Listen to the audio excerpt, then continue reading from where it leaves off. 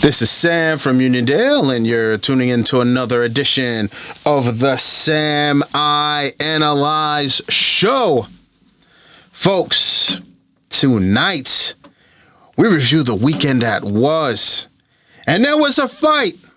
Now, I know some of you will, I didn't go into the fight. Of course, I knew there was a fight on Saturday. Y'all, of course I did. And it was an annihilation. It was an annihilation. Wow. Was it an annihilation? Let's analyze. July 29th, Saturday night in Vegas, y'all. It was going down. Errol Spence versus Terence Bud Crawford. Errol Spence Jr. And man, oh man, this was like everyone was talking. This guy going in. I felt like Long Island's own Errol Spence had a lot to lose. As he walked in with the WBA, WBC, IBF gold. He had a lot to lose. Ranked number one. And Bud Crawford, you know, he had the WBO title. And, you know, every time I've been watching, you know, Terence Crawford, Bud Crawford for a minute. And when I see him, I'm like, this guy is focused. This guy is a welterweight. I mean, these guys fought at 147, but the power that you see in Bud Crawford when he fights, and I mean, the guy, the defense and everything. Look, not taking anything away, but I really thought it was going to be a toss-up because I know that Errol Spence Jr. is a respected fighter and a champion in his own right. Folks, what we saw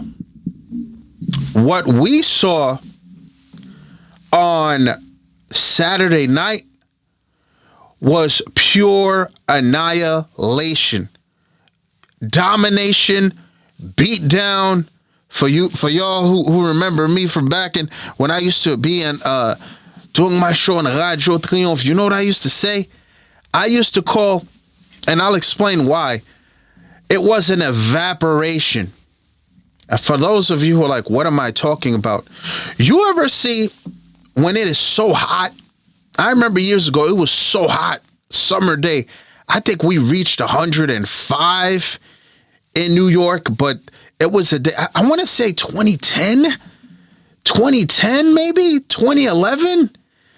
And it was so hot, people were not going outside. They had the heat advisory, and I kid you not, I don't know why I did this, but I dropped water just to see. And when it's so hot like that, you can literally almost see it disappearing.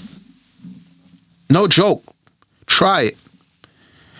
And man, that's why I call it an evaporation, an annihilation.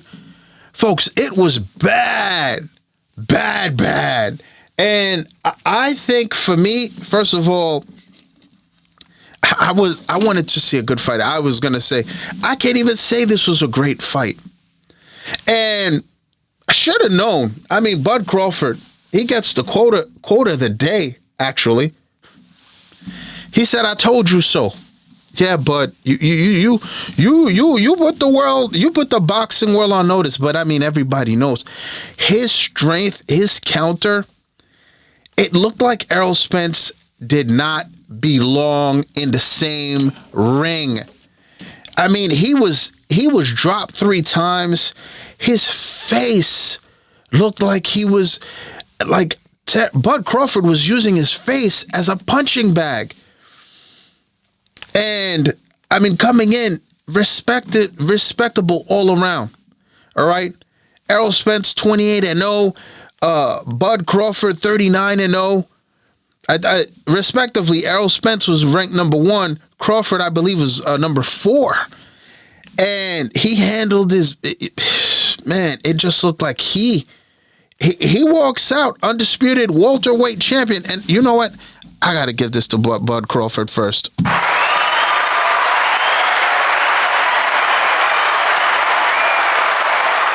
Got to give it to Bud Crawford because, man, it was just, and it was almost like, you know what it felt like, honestly? For those of you, and if you haven't seen it, the Rocky 4. Remember when he was fighting Ivan Drago, and you heard the boof and the hitting and how he was getting hit. It was bad. It was bad. And now you're hearing what's so now that we saw what happened, we know. All right, Crawford, you're him. We got it. You are him. Everybody's like, what happens next? Well, Errol Spence should get a fight, should get a rematch in December. Remember Jamie Foxx back in the day? Don't do that. Don't do that. Errol Spence, believe it or not, I mean, he, coming in, I know that he was in a horrific car accident in 2019 where he almost lost his life. It's actually video of his car flipping and he almost lost his life. They say he broke his jaw. And then he since had, accidents and other issues since that 2019. Now, I don't know, people want to say, oh, don't make excuses. If you're healthy enough to play, then you're healthy enough to fight. But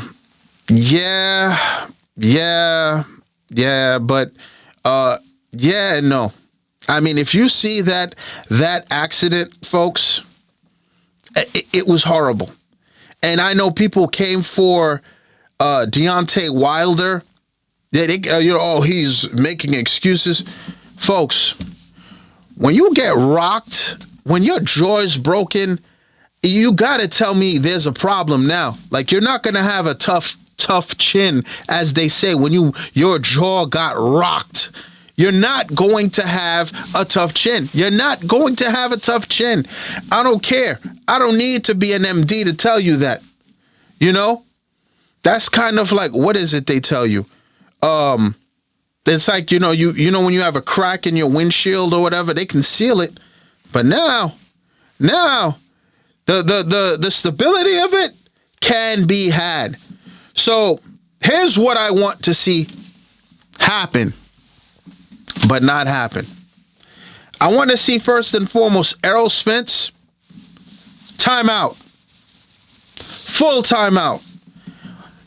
Really analyze with your family, with your team, with your family and with your team, and take some time off. People were talking about he should walk away. Folks, it was that bad. At 33 years young, this is his first loss. I don't know if I would say walk away, but I understand. When folks, I remember that car accident. Go watch the car flip.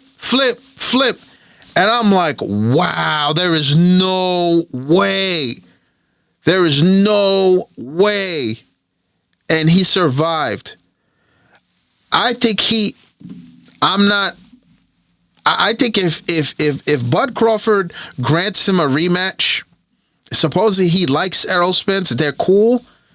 That's somebody, you do that to somebody you don't like. They don't deserve to be in the ring. Now, I rather see Bud Crawford move on, and you saw him drawing with one of the twins. You saw him drawing away and letting Charlo know, about, he was not, they were going at it. So look, maybe he goes and fights Charlo. I don't know. Maybe both guys were complaining about the 147. They want to fight next. I mean, Crawford would decide, but they would, if they had a rematch, it would go to 154.